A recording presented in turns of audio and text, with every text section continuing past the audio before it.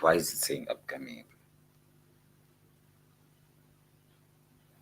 Yeah. Also, there we need a mic. Why is it saying upcoming? Where are we speaking?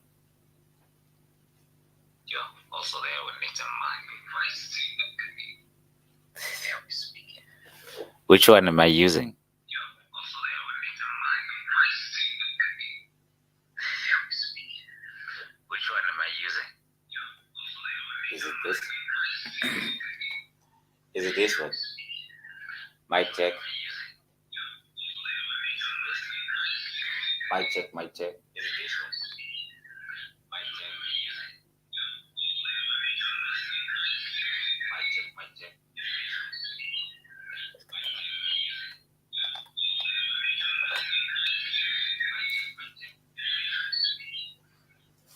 Mic check, 1 2 1 2. Mic check, 1 2 1 2. Mic check, 1 2 1 2. Mic check.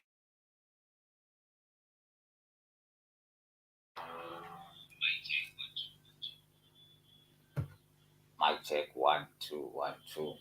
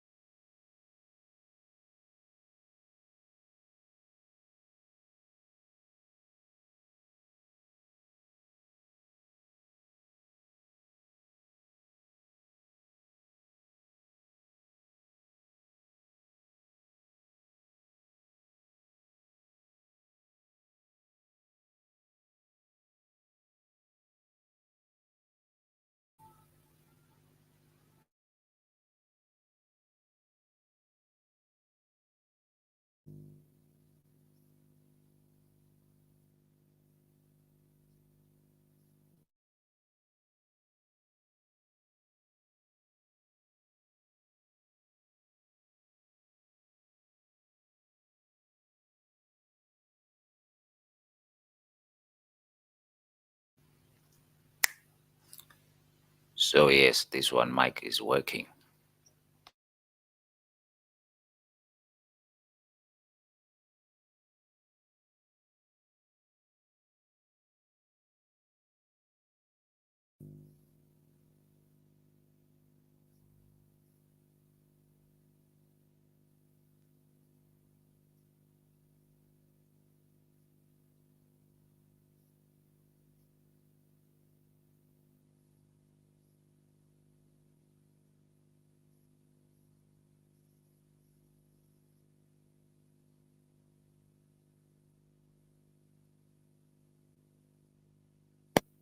Now the condenser mic is on as well.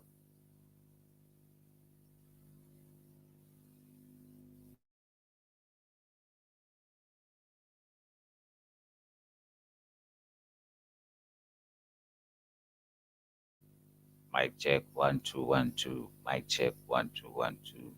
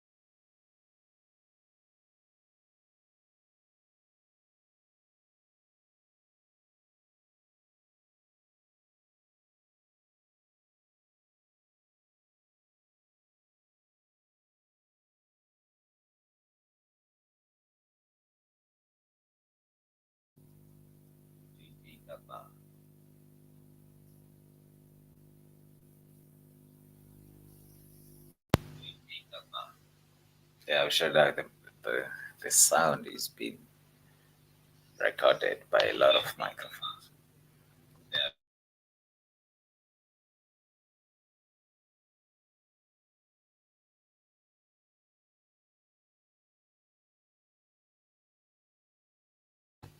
All right, let us check out JJ Tabane together with Mashabella at Mashabella Studios. All right, let us check out JJ Tabane together with Mashabella at Mashabella. JJ Tabane. Oh, it's JJ Tabane, yes. On SA Leadership and Diversity Days. Let's hear this Madara out. What are these two Madalas talking about here? Know these people, and they agreed to release me to say, all right, as long as he registered what he registered at UNISA, because remember, UNISA starts in January. Yeah, immediately. Now, when it was end of February and I was not showing up, they started wondering where I am, and they came to fetch me. And I was already started my studies, already progressed. I've already submitted my first assignment. Wow. With UNISA. And they said, no, we'll release you on condition.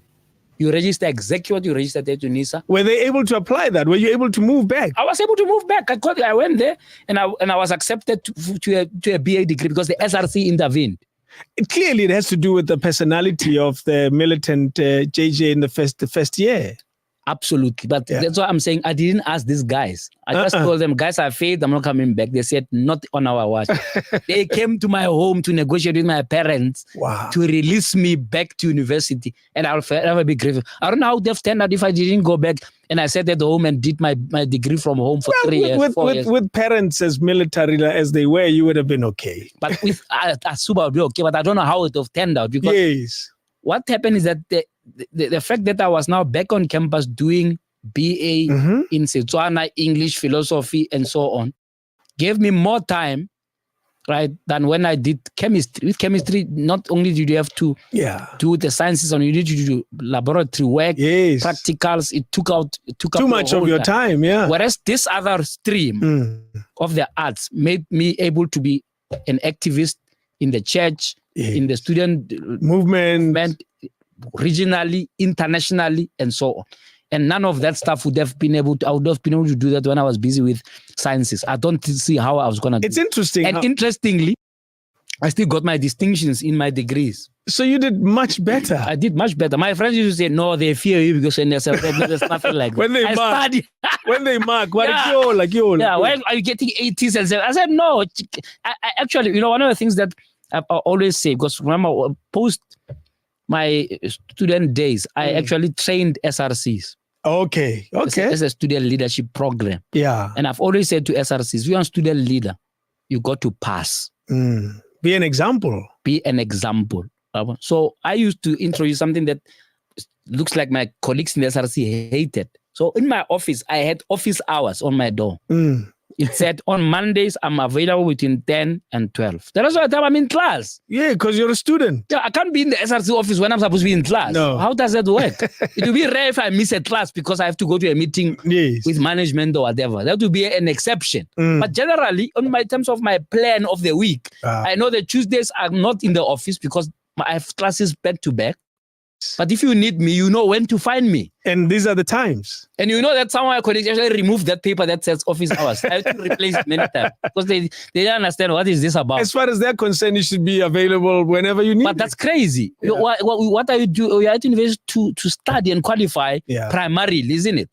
The rest of the other things are extramural activities. Now, the student leaders who fail their courses turn SRC into the main into a job.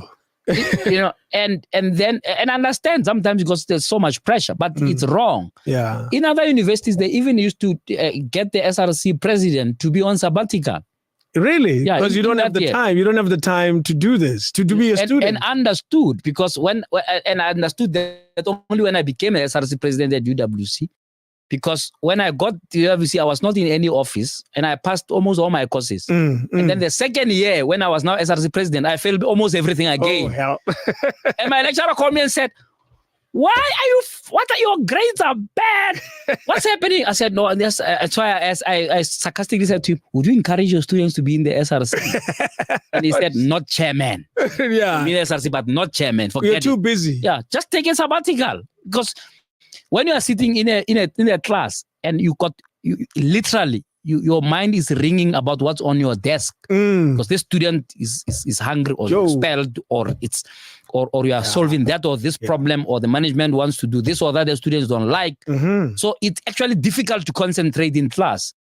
So I had to actually finish my term of office in order to actually recover my degree. Jeez. My law degree. Otherwise, I would have left there without a law degree. But on the year that I was president of SRC, you couldn't do much. On my second term, I couldn't do much studying.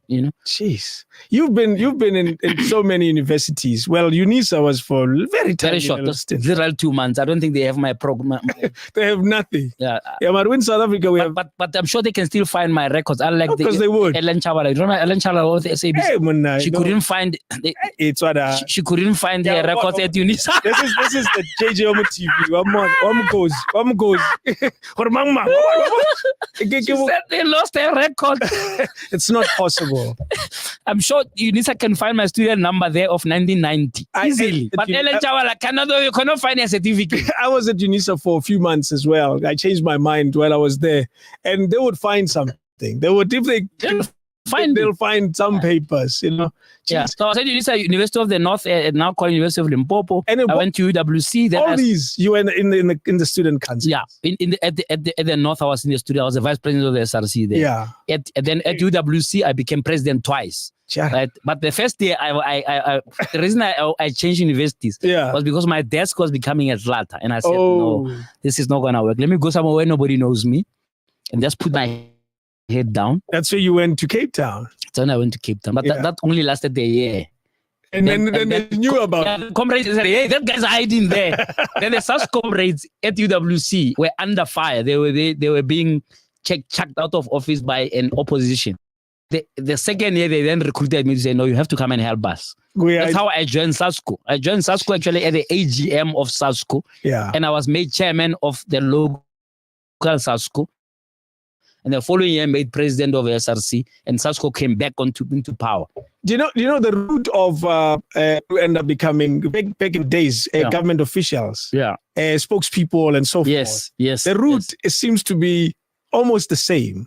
Absolutely. I'll mention Sputla, former mayor of Tshwane. Yeah. I'll mention Gigaba. I'll mention Panyaza Lesufi.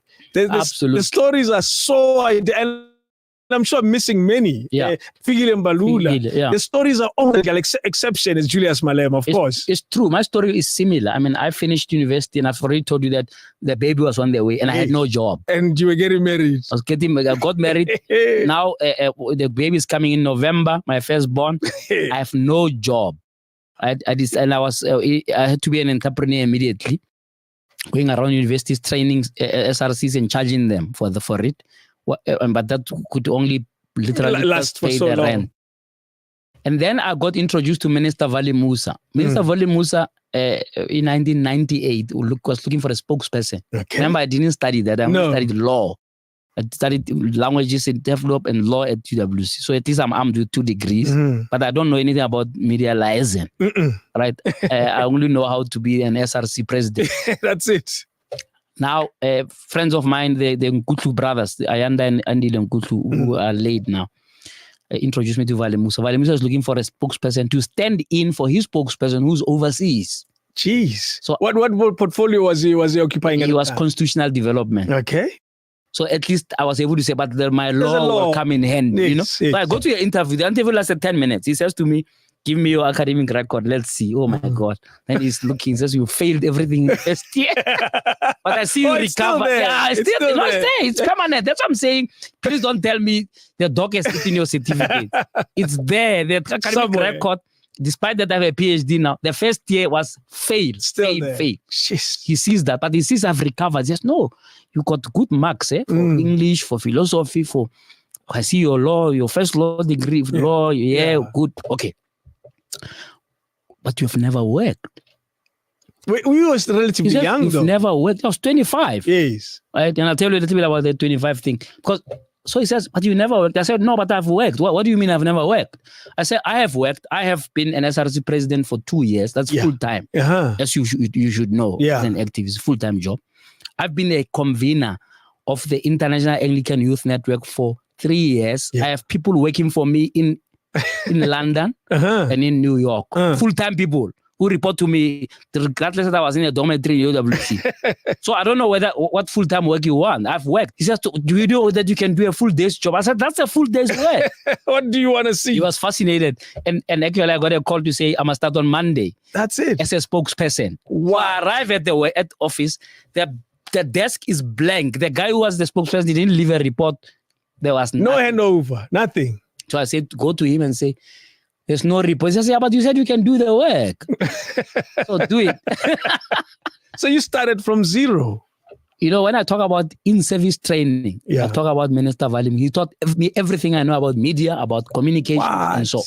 Right? I remember my first media statement. He looked at it and I said, no, Chief. I mean, we have to take the Sasko out of you. You can't write like this. You're ready for a minister, man. You know, I mean, we used to write radical statements, you know, we were student leaders. And now you're ready for a minister of state. You got to be polished. Very different environment. You know? The same where was your office? Were you based in Cape Town?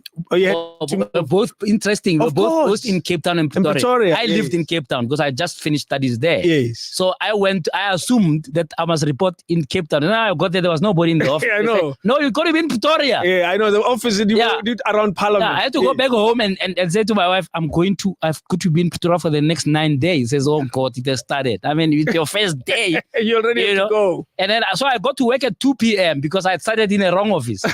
You know, and the minister, we already launched, but this anecdote will make you laugh. So I get my first media conference. Remember, I didn't study communication. You don't know. No clue. No, there was no orientation. You don't even know who to call. Nothing. Yeah. So I get there, the big press conference. We're launching what was called the white paper on local government. So I arrive and I sit with the journalists. It's in a big auditorium there at CSIR.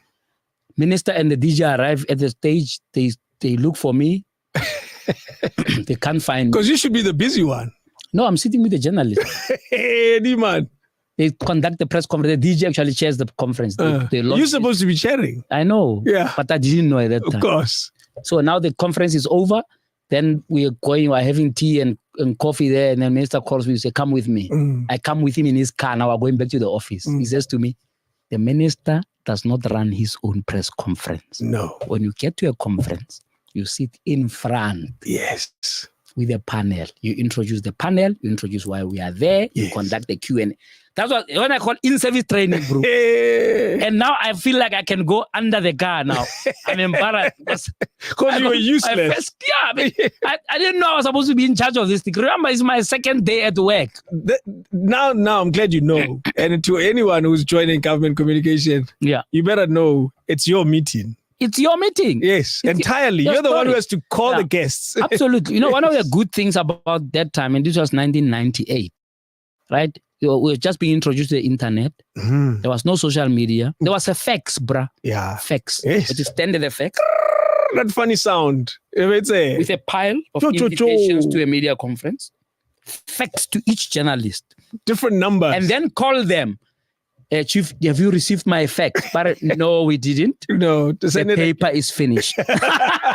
Send it again. Yo. What did that do? What did that do? It made you know every single journalist by name. That's it. Surname, by, their dog and birthday and what. The relationship became better. Not sent to all. I mean, right now, just if I want to say you type name, you don't even type the name. No, you don't. You just you have a group. That's a media conference. You just press a button, send to all. You know what happens now with the current communicators? Without disrespect to them, they're sending emails to journalists who are dead. They don't even know. Journalist is dead 3-4 years ago. They're still receiving emails of because they said send to all. I like how you say they're dead, but they're still receiving. Yeah, they're dead. Whereas in my case, I had to phone them. Yes, and have a personal. Yeah, and they would attend, and you measure yourself according to how many people have pitched up because remember we're in Pretoria. Yes. Most of the journalists were in Joburg. The trip is not short. Yeah, and the current challenges that the communicators are facing, we face those challenges where your principals don't want to communicate. I had to convince my principal after Vale Musa. I worked for a fellow called Sydney, Dr. Sydney Muhammad. I remember him well. He had a very love-hate relationship with journalists. Yeah. So you come to him and say, Chief, can we talk to such and such a journalist? He had a story around each channel. He says, no, that person is useless. Let me tell you the story. When we were in exile, I said, oh no, Chief. Now there's nobody. By the time I got to journalist number 10, he has a story about each of them. Then I said to him, I liked Sydney. I didn't know.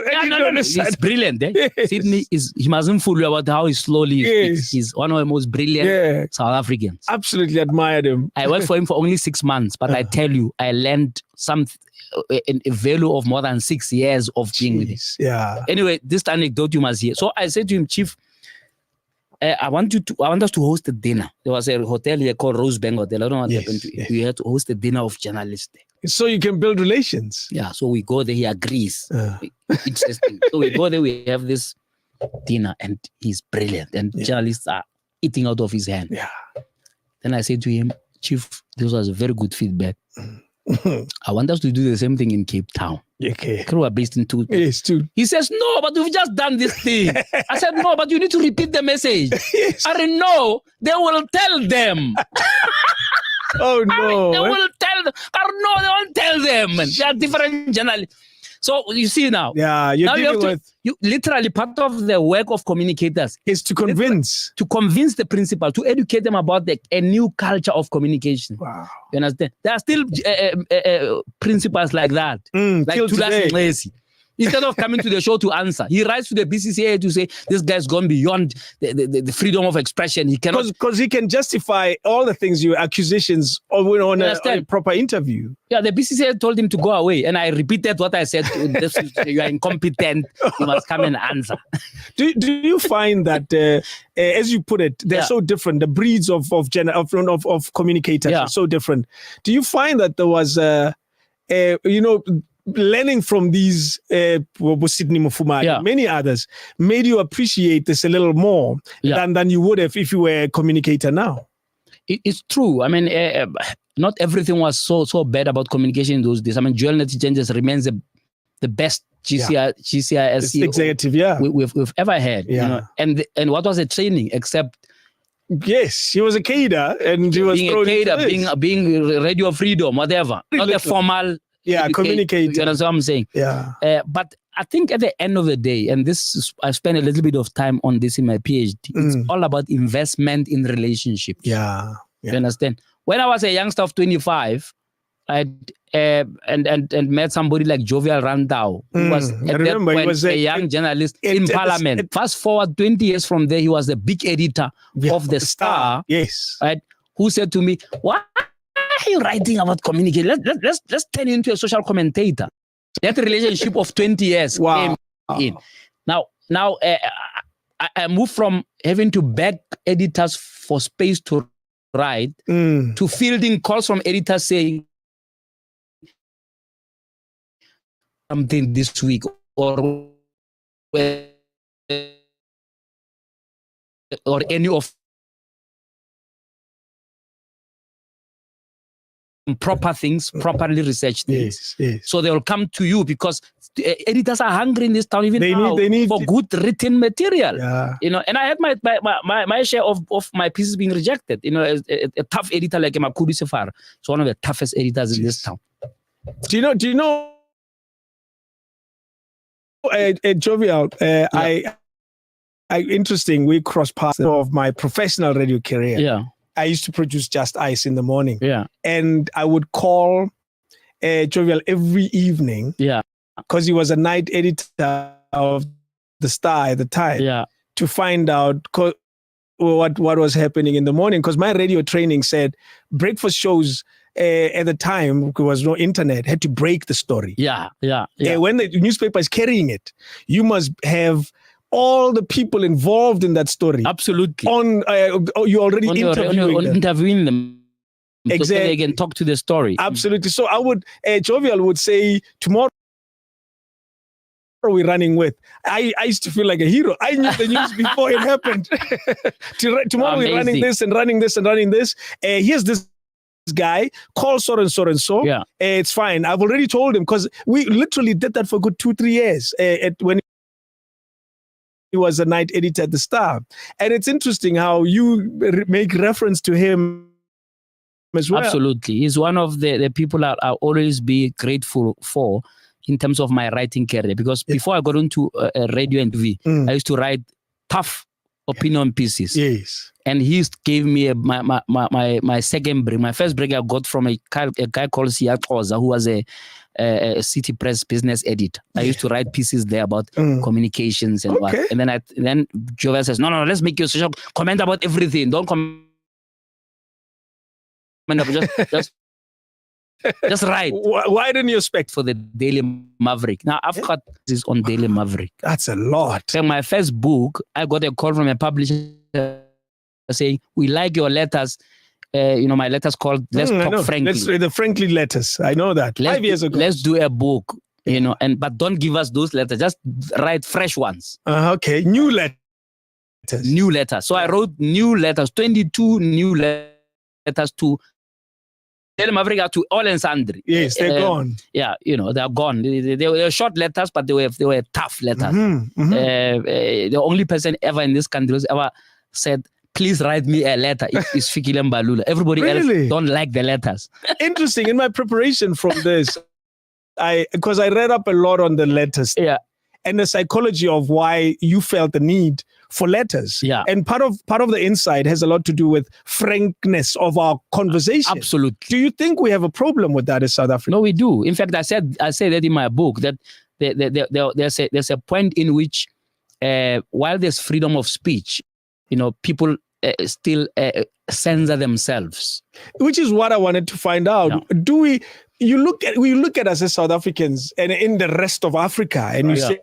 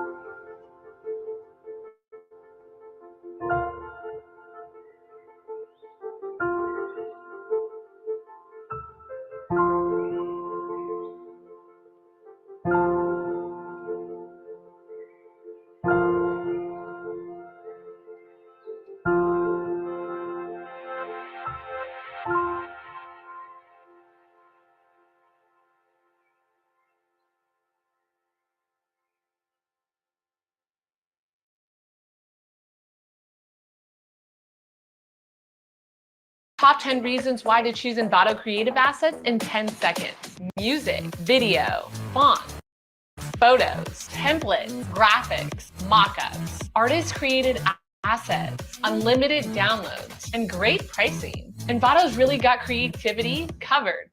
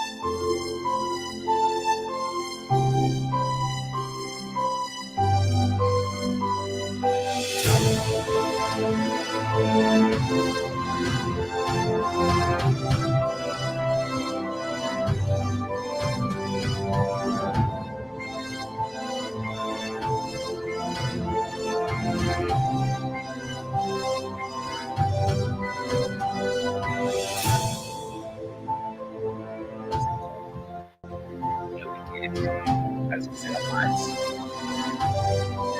best nice weekend.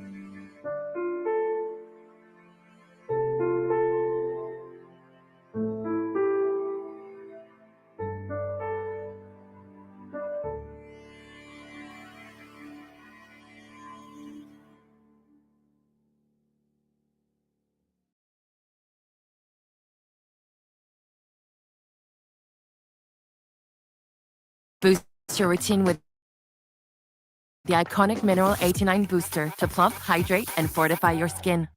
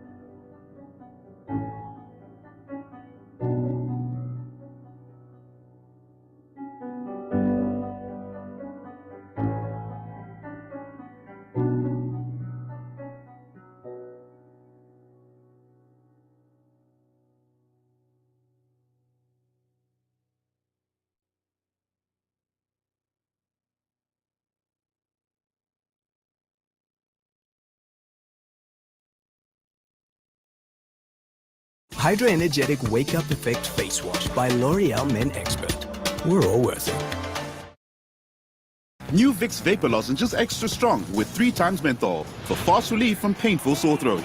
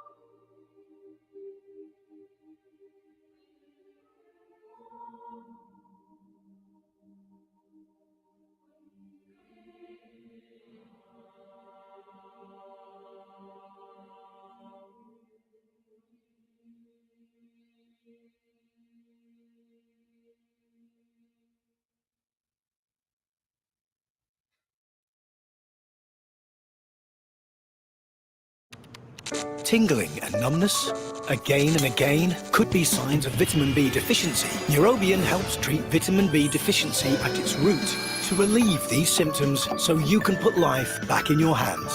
Neurobion. The cocoa bean, the magic behind the chocolate.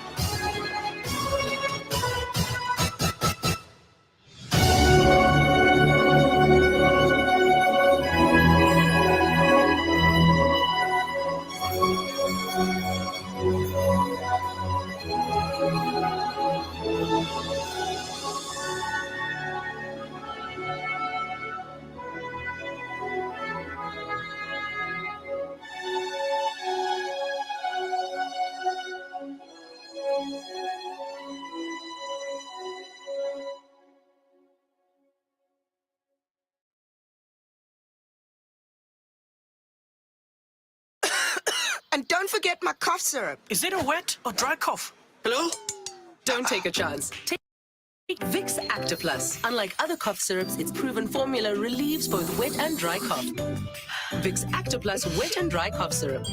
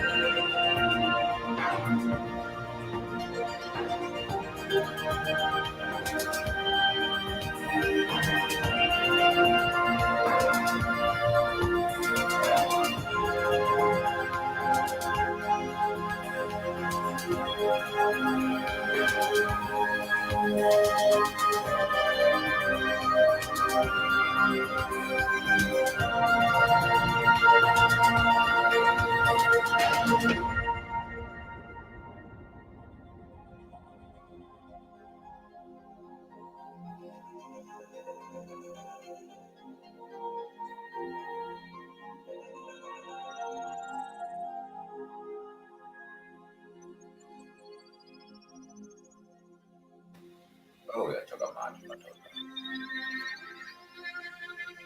Ile Saturday ipoleza mwaka. Kama uweza kutengeneza wasafi. Oh, yatoka mahali ndio ina. Ndio kwa wasafi. Ile safi.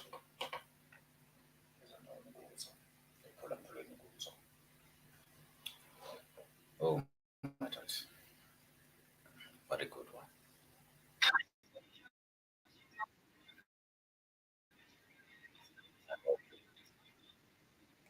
Welcome.